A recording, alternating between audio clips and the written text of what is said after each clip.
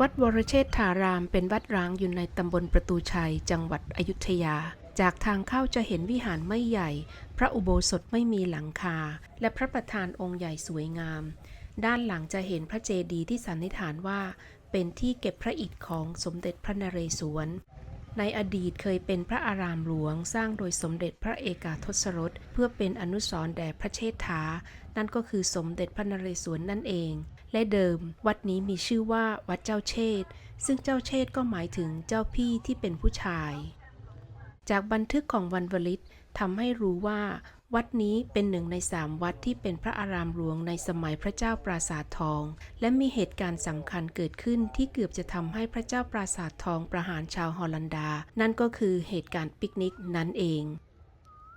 เรื่องมีอยู่ว่ามีพนักงานจำนวน12คนที่ทำงานในสถานีการค้าฮอลันดาประจำกรุงศรีอยุธยาอยากจะเที่ยวพักผ่อนในวันหยุดจึงได้จัดสุราอาหารออกไปปิกนิกกันนอกสถานที่โดยเป็นนั่งที่ริมตลิ่งบริเวณวัดบรเชษฐ์ซึ่งเป็นวัดอยู่ตรงข้ามกับวังของเจ้าชายสันนิษฐานว่าเป็นวังหลังในบันทึกของวรรณวลิตบอกไว้ว่าเป็นวังของพระอนุชาพระเจ้าปราสาททองหลังจากดื่มและกินกันจนอิ่มหนำสำราญแล้วก็พากันลงเรือพร้าวเพื่อที่จะกลับสถานีการค้าแต่มี2 คนที่เมาและชวนกันเดินไปที่แม่น้ำใหญ่ในระหว่างทางที่เดินจะด้วยความเมาหรืออะไรก็ไม่รู้ก็เริ่มระรานผู้คนที่พบเจอจากพยานที่เห็นเหตุการณ์บ้างบอกว่า2 คนนี้เดินไปด่าทอผู้คนไปบ้างบอกว่าทุบตีผู้คนตามทางและเข้าบ้านชาวบ้านในละแวกนั้นหยิบฉวยอาหารไปชาวฮอลันดาเมา2 คนได้เดินมาถึงริมตลิ่งแม่น้ำก็ได้ไปเจอคนเฝ้าเรือและทหารของพระอนุชาด้วยความมึนเมาที่เห็นช้างกลายเป็นหนูก็ตรงปรีเข้าไปทำร้ายทันทีทีแรกข้าทาสบริวารของเจ้าชายพากันแตกหนีกระเจิดกระเจิงแต่ดูเหตุการณ์แล้วว่านี่คือคนเมา2 คนก็ช่วยกันจับแต่จับได้คนเดียวอีกคนหนีไปได้คนที่หนีไปได้ก็ได้ว่ายน้ำมาเจอพวกที่ขึ้นเรือกลับไปก่อนหน้านี้แต่ด้วยที่เมาและอ่อนแรงจากการว่ายน้ำทำให้พูดจับใจความไม่ได้คนบนเรือก็ได้สอบถามชาวบ้านแถวนั้นที่เห็นเหตุการณ์ว่าเกิดอะไรขึ้นจึงพากันตามไปที่วังของพระอนุชาเพื่อที่จะตามหาเพื่อนแต่ก็โดนทหารของพระอนุชาจับและนำไปขังทรมาน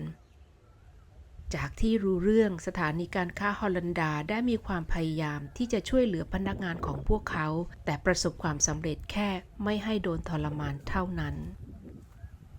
จากเหตุการณ์ที่เกิดขึ้นทำให้พระเจ้าปราสาททองพิโรธมากได้มีคำสั่งไม่ให้กรรมกรชาวสยามทำงานให้พ่อค้าชาวต่างชาติทั้งหมดและเตรียมออกคำสั่งประหารชาวฮอลันดาจากคำสั่งที่ไม่ให้กรรมกรชาวสยามทำงานให้ชาวต่างชาตินี้เองทำให้ข่าวนี้กลายเป็นข่าวดังทุกคนต่างให้ความสนใจและพ่อค้าชาวต่างชาติต่างๆไม่ค่อยพอใจที่ธุรกิจของตัวเองต้องหยุดชะงักไปด้วย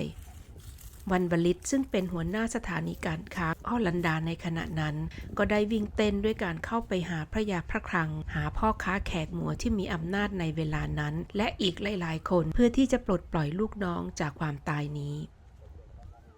จากการวิ่งเต้นนี้และสถานการณ์ที่ตึงเครียดจากพ่อค้าชาวต่างชาติคำสั่งของการยกโทษประหารก็ออกมาแต่ออกมาพร้อมข้อแม้คือ 1. วรรณวลิตจะต้องรับปากว่าจะไม่มีเหตุการณ์แบบนี้เกิดขึ้นอีก 2. ถ้าพนักงานชาวฮอลันดาจะเดินทางไปไหนมาไหนจะต้องมีล่ามไปด้วยและ 3. ขอให้ทางสำนักงานใหญ่ส่งคนที่มีมารยาทดีๆมีการวางตัวดีๆมาทำงานในกรุงศรีอยุธยาแม้จะมีข้อแม้และคำสั่งไม่ประหารออกมาแต่นักโทษก็ยังไม่ถูกปล่อยตัวอยู่ดีดังนั้นวรรณวลิตจึงได้ส่งของขวัญไปยังเรือนของพระยาพระคลังอีกหลายครั้งและได้เที่ยวไปเที่ยวมาเจรจากับคนนู้นทีคนนี้ทีหลายต่อหลายครั้งจนในที่สุดนักโทษก็ได้โดนปล่อยตัวจากบันทึกของวรรณวลิตทำให้รู้ว่าของขวัญที่ถูกส่งไปนั้นได้แบ่งให้ใครบ้างหลักๆก็จะมีพระเจ้าปราสาททองพระอนุชาและพระยาพระคลังเองในกรณีของพระเจ้าปราสาททองท่านไม่ได้เรียกร้องเรื่องของขวัญแต่เรียกร้องให้วรรณวลิตแสดงความรับผิดชอบด้วยการเซ็นสัญญารับปากใน3 เรื่องที่ได้เล่าไปแล้วจากเหตุการณ์นี้ทำให้พอจะจินตนาการได้ว่าวัดบรเชษฐ์คงเป็นพระอารามหลวงที่สวยงาม ถึงขนาดว่าชาวฮอลันดานั่งเรือมาปิกนิกกันทางเดินจากแม่น้ำมาถึงวัดก็คงจะเป็นทางเดินที่มีบ้านเรือนผู้คนมากพอถึงขนาดให้ชาวฮอลันดาที่เมาเข้าไปหยิบฉวยอาหารแสดงอาการระรานชาวบ้านไปทั่วถ้าชอบคลิปนี้ช่วยกดไลค์กดติดตามเพื่อเป็นกำลังใจให้กับทางช่องด้วยนะคะขอขอบคุณทุกการรับชมสำหรับคลิปนี้สวัสดีค่ะ